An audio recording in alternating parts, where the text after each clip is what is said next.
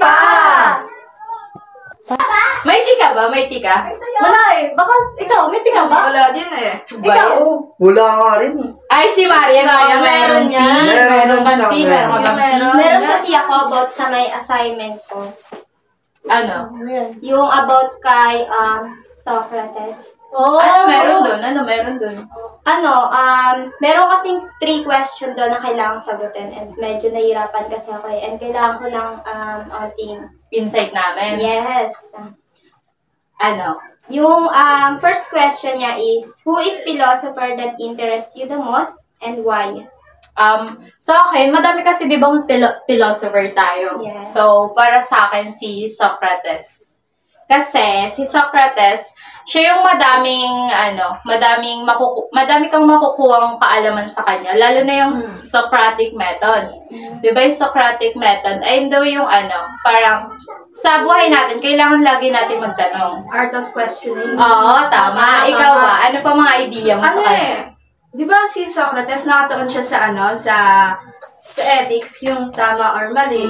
Ayun, pagpapasya ng tama. Ikaw? Tsaka siya yung tanging nagsabi na ang mabuti ay kaalaman at yung masama ay kamangmangan. Oo eh. Tsaka naniniwala siya yung pagtatanong, nagiging daan sa pagtuklas ng katotohanan. Oo. At saka namin, na-topic din kasi namin yan dun sa philosophy namin. Sabi din kasi ni Socrates, kahit alam niyang madaming magja-judge sa kanya, tuloy pa din yung parang pagpalaganap ng opinion, mga ganun. So, sa mga sinabi nyo, ang nakuha kong insight doon is, kay Socrates is, sa Socratic method niya is makakuha tayo ng sagot at saka mas mapapalawak yung ating kaalaman through questioning sa Ano po ba tanong mo? Yung pangalawang question is, at what point can it help you in understanding yourself?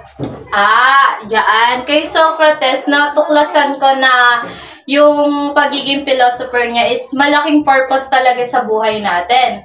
Lalo na yung Socratic method na nabuo niya. Kasi ako, may experience ako dyan. Kasi ako bilang mahiyain kapag nasa public place, takot talaga ako magtanong. Like, sabi ko sa sarili ko, independent ako, pero takot ako magtanong. Kasi nahihiya ako. So, sa ginawa ni Socrates, na-realize ko na yung pagtatanong pala is, dapat talaga gawin mo para may kaalaman ka pang, kaalaman sa buhay. Then, malalaman mo kung saan kang way. Dahil nga naligaw ako nun kaya kailangan talaga magtanong. Ikaw ba? Baka may experience ka din? Wala naman ako experience, pero natutunan ko yung mas kilalanin yung sarili ko, lalo na yung pag-decision maker. Kasi mahalaga talaga yung magtanong. So, para alam ko kung tama ba yung ginagawa ko or mali. Ikaw ba? Sa akin, nakakatulong siya para kilalanin yung sarili ko eh. Kasi, di ba, may mga bagay tayong hindi natin alam. Tapos, syempre sa pagtatanong, doon natin, nakapagpasya tayo ng tama. Ganon. Ikaw? Para sa akin, parang makatulong sa atin kasi sa pakikipagkomunikasyon natin sa isa't isa, malalaman natin, mas mapapalalim natin yung mga kaalaman natin at malalaman natin ba kung tama ba to or mali. Ganun lang. Ikaw ba? Sa akin, mas naiintindihan ko yung sarili ko eh. Sa mga method niya, mas matututunan mong intindihin sa sarili mo at saka nakakakuha ka ng insight sa iba. Tsaka nagkakaroon ka pa ng insight sa iba, tapos malalaman mo na iba-iba pala mga pag-iisip. Dahil doon, mas nabibigyan mo siya ng nagiging mapanuri ka, nalalaman mo ngayong sarili mo pa. Sobrang laking bagay talaga ng mga philosopher. Dati naisip ko na parang wala silang purpose. Pero ngayong natatalakay natin sa podcast natin. Yun nga, binibigyan nila tayo ng mga kaalaman, lalo na sa sarili natin. Ano pa? May ano Mas pa ba? natin. Yung third question naman is, through the philosophy that the group interests the most from your own insight and you, what did you learn and discover about yourself? Diba, lahat tayo dito kay Socrates na philosopher tayo mas Yes. nagka-interest, nagkaroon ng interest. Kasi nga, diba, natuto din tayo kung paano way ba tayo kung paano way ba tayo mag-iisip, ganon. Kung dapat ba, kailangan ba, pag-iisipan natin yung tama ba o mali. Tapos, syempre, natutulungan din tayo ni Socrates na mag-unawa sa sarili natin. Lalo na, pag kailangan din natin ng opinion ng iba. As someone na nag-explore pa lang sa mundo, na hindi naman alam yung mga bagay-bagay, syempre mahalaga na itanong ko para alam ko, di ba? Next time, hindi na ako magkakamali gawin yun. So, napaka-big help talaga ni Socrates, lalo na yung idea niya na pagtatanong nga. O, ikaw ba? Nakakatulong siya sa akin, yung pagtatanong, nakaka-help siya ng, kunyari, nadinig mo na ako, kailangan ko magtanong. Tapos, yung sa pagtatanong ko, napapalawak yung decision mo ba? Sasabihin mo, tama pa ba itong gagawin mo or tama pa bang Ikaw? Para sa akin, tinulungan niya akong mag-build ng confidence para ma-achieve natin yung goal natin para sa isa't isa. Katulad pag communicate natin sa strangers, din natin ang confidence para makausap natin sila, para matanong, makuha natin yung sagot natin para sa isa't isa. Ganon. Ikaw?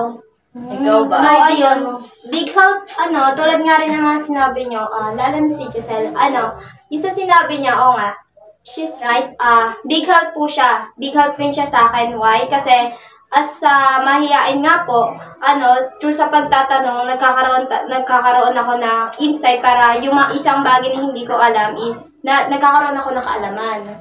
Ayun, napapalawak yung kaalaman ko at naging mapanuri ako sa mga bagay.